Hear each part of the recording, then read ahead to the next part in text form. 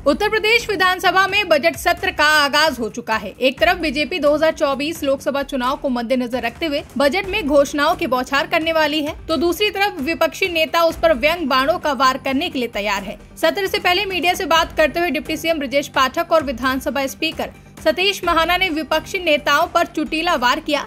साथ ही बीते कल संसद में पेश हुए केंद्र के अंतरिम बजट पर भी प्रतिक्रिया दी है। जिस ढंग से अव्यवस्था फैलाना उनका पुराना सगल रहा, उस पर वो कायम है और उत्तर प्रदेश की जनता ने इन्हें पहचान लिया है और इन्हें कभी स्वीकार नहीं करेंगी। ये लगातार और रसातल की तरफ जाएंगे। देखिए, केंद्र का बजट जो है वो गरीबों का बजट है, महिलाओं का बजट है, किसानों का बजट है, नौजवानों का बजट है और भारत के 2047 में जो भारत माता को विश्वगुरु बनना है, तेजी के साथ उस तरफ हम लोग आगे बढ़ रहे हैं। का अभिभाषण सरकार के नीतियों को परिलक्षित करता है। बजट आगामी सत्र का भी जल्दी प्रस्तुत होगा। विधानसभा सत्र सुचारू रूप से चले, डिबेट्स के माध्यम से अपने प्रभावी ढंग से अपनी बात पक्ष और विपक्ष को दोनों कहने का अवसर पूरा दिया जाएगा।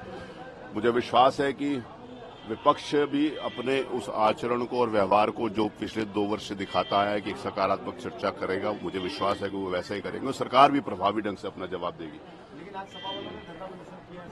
वो धरना प्रदर्शन उनका राजनीतिक अधिकार है, वो कर रहे हैं, तो उसके मेरे को मतलब नहीं है बाहर वो क्या कर रहे हैं। विधानसभा अच्छी तरीके से चलेगी, शांतिपूर्वक तरीके से चलेगी, स्वस्थ परंपरा, एक स्वस्थ चर्चा होगी, ऐसा मुझे विश्वास है। विधानसभा को आपने बदल दिया सर, इस बार भी कुछ विधानसभा देश की सबसे उत्तम उत्कृष्ट विधानसभा है, चाहे वो डेकोर के माध्यम से हो, चाहे वो नियमावली के माध्यम से हो, चाहे विधानसभा संचालन के माध्यम से हो। आज देश में सबसे अग्रणीय स्थान के ऊपर उत्तर प्रदेश की विधानसभा है। दूसरी तरफ बजट सत्र में हिस्सा लेने पहुंचे सपा विधायक बीजेपी और सरकार पर हमलावर नजर आए। सपा विधायक मनोज पांडे और अतुल प्रधान ने मीडिया से बात करते हुए सरकार पर जमकर निशाना साधा। समाजवादी पार्टी जनता के साथ है। समाजवादी पार्टी उन मजदूरों के साथ है जिनके पेट में रोटी नहीं है। समाजवादी पार्टी उन बेरोजगार नौजवानों के साथ है जिनके हाथ में नौकरी नहीं है। समाजवादी पार्टी उन अन्नदाताओं के साथ है जिनके पास अपने उत्पादन का मूल्य नहीं है। समाजवादी पार्टी उन लोगों के साथ है जिन्हें आज थाने और तहसील में न्याय नहीं मिल पा रहा है, जिला अस्पतालों में इलाज नहीं मिल पा रहा। और जहां तक आपने अभी भाषण की बात की, वो तो सरकार का लिखा लिखाया एक पढ़ा हुआ रटा हुआ भाषण होगा, लेकिन सच्चाई उससे बहुत इतर है। आज प्रदेश में भुखमरी है, आज गरीबी है, बेरोजगारी है, थाने और तहसील में भ्रष्टाचार है, न्याय नहीं मिल पा रहा लोगों को।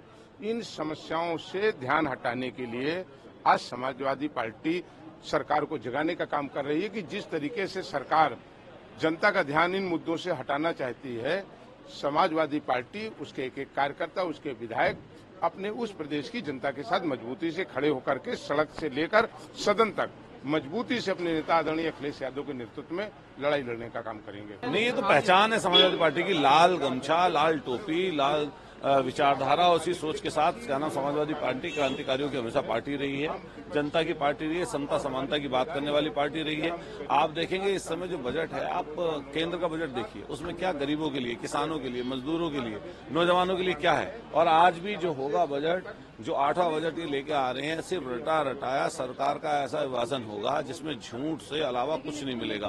पहला बजट कोई पूरा कर नहीं पाए, लगातार उसकी संख्या बढ़ाते रहते हैं पैसे के लिए, उससे फायदा क्या है। तो हम लोग सब लोग माननीय राष्ट्रीय अध्यक्ष जी के नेतृत्व में आज जो मुख्य विपक्षी दल के रूप में समाजवादी पार्टी है, उसको लेकर आगे बढ़ रहे हैं। देखिए, भगवान हमारे आस्था का विषय है और हर कोई भगवान राम को मानता है। हम तो किसान परिवार से हैं। हमारी तरफ पश्चिम में जब भी कोई काम शुरू होता है या होता था तो बिना राम के भगवान के शुरू नहीं होता था। लेकिन इनका हम लोगों ने भगवान के नाम पर कोई वोट नहीं मांगा, हम लोग उससे दूर रहना चाहते हैं। जो आजकल सरकार का काम होना चाहिए, आज क्या सरकार का काम होना चाहिए, सरकार का काम आज ये होना चाहिए, बजट आप लेके आ रहे हैं तो उसमें किसानों के लिए क्या है, मजदूरों के लिए क्या है, वो बेरोजगार जो लाखों लाख लोग घूम रहे हैं उनके लिए क्या है। हम लोग उस विषय पर यहाँ पर बात रखना चाहते हैं। बिल्कुल आपकी बात से हम समझ, लेकिन अभी वो लोग जो गमछा को डालते, तो आप क्या ये एक अलग से नहीं ठीक है, वो जो डालना चाहे डाले।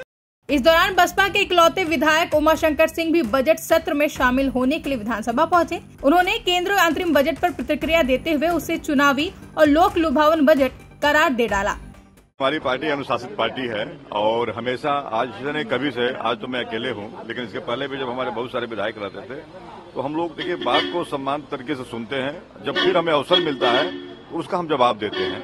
तो हम जो है महामहिम राज्यपाल महोदया जी का यहाँ स्वागत करते हैं अपने विधानसभा के कैंपस में, और बाकी जो उनकी बातें जो निकल के आएंगी, जो वह सरकार का दस्तावेज पढ़ेंगी, उसके बाद फिर हम आपको अपनी प्रतिक्रिया दे सकते हैं। देखिए बजट तो आपने देखा, कल माननीय बहन जी ने स्पष्ट कहा है कि बजट में उस तरह से जिस तरह से लोकसभा चुनाव को देखते हुए लोक लुभावन जो घोषणाएं की जा रही हैं, बस उतना ही भर है।